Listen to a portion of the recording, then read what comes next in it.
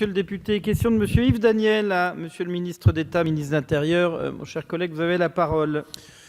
Merci Monsieur le Président. Madame la ministre d'État auprès de Monsieur le ministre de l'Intérieur, je souhaite attirer votre attention sur la sécurité routière lors des trajets scolaires. Les chiffres de l'année 2017 ne sont pas bons. 3 693 tués et 77 476 blessés, dont un tiers gravement. Nous devons concentrer nos efforts pour rendre la route plus sûre. Je m'arrête sur les chiffres qui concernent nos enfants. La situation est insupportable et nous devons trouver des solutions. 108, c'est le nombre d'enfants de moins de 14 ans tués sur nos routes en 2016, soit 9 enfants par million, alors que la moyenne européenne se situe à 8.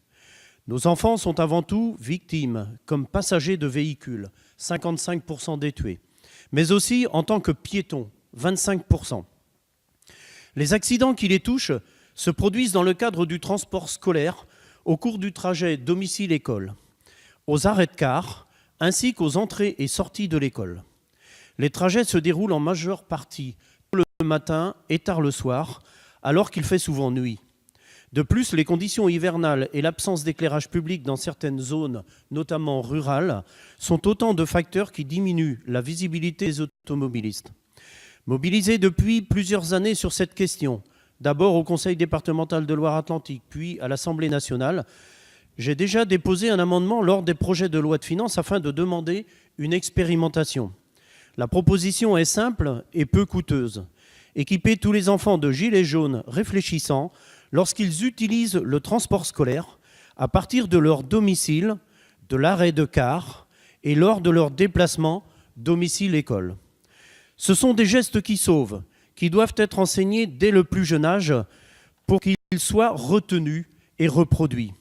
Le port obligatoire du gilet jaune œuvre en ce sens. Aussi, Madame la ministre, je souhaite connaître votre avis à ce sujet.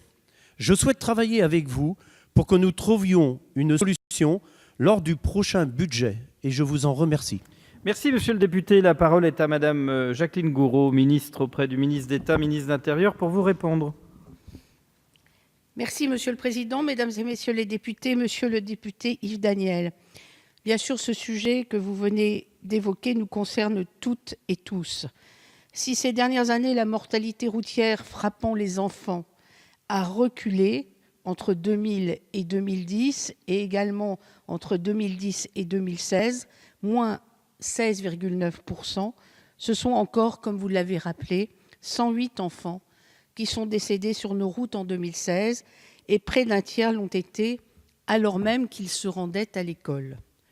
C'est bien sûr 108 de trop. Si le transport scolaire reste le moyen le plus sûr pour se rendre à l'école, la montée ou la descente du véhicule au point d'arrêt peut générer des situations à risque. Ainsi, des initiatives adaptées aux situations et aux contextes locaux ont été prises afin d'augmenter la visibilité des élèves transportés par les cars de ramassage scolaire ou lors de leurs déplacements placés sous la responsabilité d'enseignants ou d'adultes référents. En effet, le déplacement des élèves depuis leur domicile jusqu'aux écoles maternelles et élémentaires constitue un enjeu de sécurité dû à la vulnérabilité de ces usagers. C'est pour ces raisons que le gouvernement a décidé, lors du comité interministériel à la sécurité routière du 9 janvier, de favoriser les déplacements en sécurité des enfants, piétons ou à vélo, en encourageant le développement d'itinéraires dédiés et encadrés, comme vélobus ou pédibus. Concernant l'idée d'expérimenter l'obligation d'équiper tous les élèves utilisateurs des bus scolaires d'un gilet de sécurité jaune fluo, le gouvernement considère qu'il peut être demandé de prioriser l'équipement en gilet haute visibilité au sein des plans départementaux d'action pour la sécurité routière en 2018. C'est donc, pense-t-on, le plus efficace que le niveau local doit être le lieu d'analyse pour conduire cette politique afin de définir la pertinence de ce dispositif. Nous sommes convaincus que c'est par la sensibilisation que nous réduirons encore le nombre d'enfants accidentés.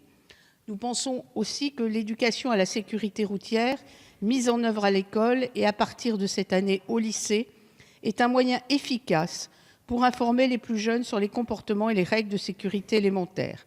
Les enquêtes le montrent, ce qu'il apprend comme piéton, l'enfant le reproduira plus tard comme automobiliste.